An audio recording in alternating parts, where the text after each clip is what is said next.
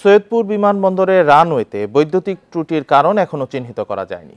এদিকে এর জেরে রোববার সন্ধ্যা থেকে 3টি ফ্লাইট বাতিল হয়।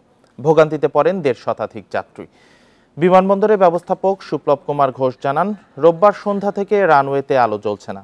এ কারণে রাতে ফ্লাইট ওঠানামা বন্ধ রাখা হয়েছে। রানওয়ের লাইটের কেবল মাটির নিচে থাকায় কোথায় ত্রুটি তা শনাক্তে কিছুটা সময় লাগছে। বিমানবন্দরে উন্নয়ন কাজ চলমান থাকায় বৈদ্যুতিক সংযোগ কাটা পড়তে পারে, তবে সুনির্দিষ্ট কারণ এখনো চিহ্নিত করা যায়নি বলে জানান তিনি। দেশের অভ্যন্তরীণ বিমানবন্দরগুলোর মধ্যে অন্যতম ব্যস্ত সৈয়দপুর বিমানবন্দর। এটি আঞ্চলিক বিমানবন্দরে উন্নীত করার কাজ চলছে।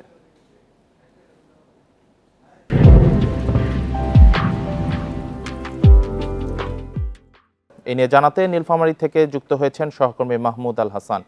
মাহমুদ, বিমান চলাচল আবার কখন স্বাভাবিক হতে পারে, আর এই বৈদ্যুতিক ত্রুটির কারণ সম্পর্কে এখন পর্যন্ত কিছু জানা গেছে কিনা?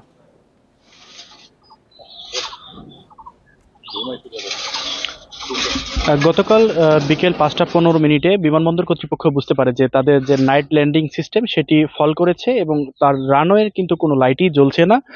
পরবর্তীতে সন্ধ্যা 6টা থেকে রাত 9টা পর্যন্ত বাংলাদেশ বিমান, নোভেয়ার এবং ইউএস বাংলার 3টি ফ্লাইট তারা কিন্তু যাত্রী সেবা দিতে পারেনি এবং রাত 9টার পর কিন্তু এই ফ্লাইট 3টি বাতিল করে বিমানবন্দর কর্তৃপক্ষ এবং এই প্রায় 1.5 শতাধিক যাত্রীর বিড়ম্বনা বেসরকারি কোম্পানিগুলো তাদের কাউকে রিফান্ড করে এবং হোটেলে রাখার ব্যবস্থা করে কিন্তু সম্পন্ন করেছে।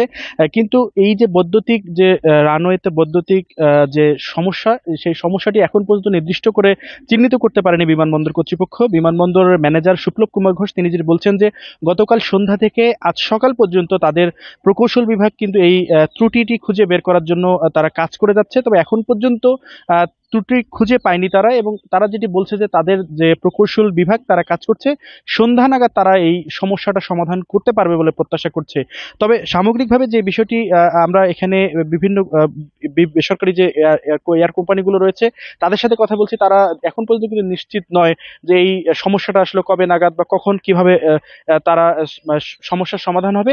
চিহ্নিত না হওয়া পর্যন্ত কিন্তু তারা এখন নির্দিষ্ট করে কোনো কিছু বলতে পারছে না যে পরবর্তীতে বিমান কখন আসলে স্বাভাবিকভাবে চলাচল করবে। যদিও এখানে প্রথম বিমান কিন্তু সকাল 8:15 এখানে প্রথম অবতরণ করে, সেটি এখন পর্যন্ত ঢাকা থেকে উঠেনি। ঢাকায় ওঠার পরে কিন্তু নিশ্চিতভাবে বলা যাবে যে, তবে বিমানবন্দরের যে ম্যানেজার সুপ্লব কুমার ঘোষ তিনি যেটি বলছেন যে দিনের বেলা বিমান চলাচলে কোনো সমস্যা নেই, শুধুমাত্র সন্ধ্যার পরে বিমান চলাচলে এই সমস্যাটি দেখা দিবে। তাদের প্রত্যাশা যে তারা সন্ধ্যার মধ্যে এই সমস্যাটি সমাধান করবেন, যদিও এখন পর্যন্ত নির্দিষ্ট করে তারা বলতেই পারছেন না আসলে সমস্যাটা কি কারণে হয়েছে। একইভাবে কিন্তু তারা এখানে বিমানবন্দরে কিন্তু সম্প্রসারণ ও উন্নয়ন কাজ চলছে। ধারণা করা হচ্ছে যে উন্নয়ন কাজ চলমান থাকার জন্য রানওয়ে দুই দিকেই কিন্তু মাটি কাটার কাজ চলছে, সেখানেও তার কাটা যেতে পারে বলে ধারণা করা যাচ্ছে। তবে নির্দিষ্ট করে তারা বলতে না পারার কারণে কিন্তু এখন পর্যন্ত সময়টিকে তারা কেউ কোনো কর্তৃপক্ষই বলতে পারছে না। তবে বিমানবন্দরের যে ম্যানেজার তিনি বলছেন যে সন্ধ্যার মধ্যে ঠিক হবে, তবে এই বিষয়টি এখন পর্যন্ত নির্দিষ্ট করে বলা যাচ্ছে না। এখন পর্যন্ত সকালের যে যাত্রীরা সৈয়দপুর থেকে ঢাকাগামী তারা কিন্তু এয়ারপোর্টে আসা শুরু করেছেন, তবে ঢাকা থেকে দিনের বেলা বিমান চলাচল করবে কিনা সে বিষয়ে সুস্পষ্ট কোনো মতামত বিমানবন্দর কর্তৃপক্ষ কিন্তু এখানে দেননি।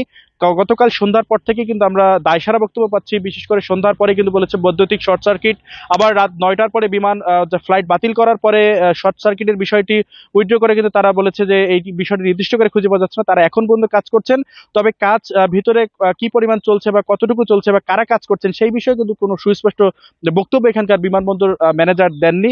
এই ছিল আমার কাছে নীলফামারী সৈয়দপুর বিমানবন্দর থেকে সর্বশেষ। নীলফামারী থেকে জানাচ্ছিলেন সহকর্মী মাহমুদ আল হাসান।